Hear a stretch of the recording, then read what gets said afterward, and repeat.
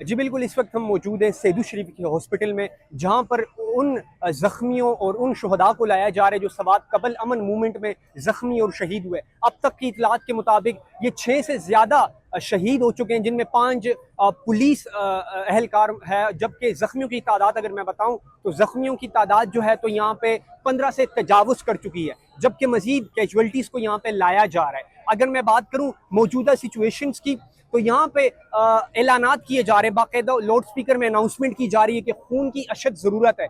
और अगर मैं यहाँ पे DPO सबात की बात करूँ तो उनसे हमने रब्ता किया, रब्ता नहीं हो पा रहा, लेकिन उनका यही कहना है कि मज़ीद कैजुअल्टीज़ और ज़ख्मी मज़ीद यानी कि मज़ीद कैजुअल्टीज़ हो सकती हैं और मज़ीद जो ज़ख्मी हैं उनको लाया जा रहा है। अभी कुछ भी कहना कबल अज़ वक्त है, क्योंकि सिचुएशन इस तरह बनी हुई है। और मैं एक मरतबा फिर आपको बताता चलूँ, ये जो धमाका था ये अमन मूवमेंट में हुआ था। जी।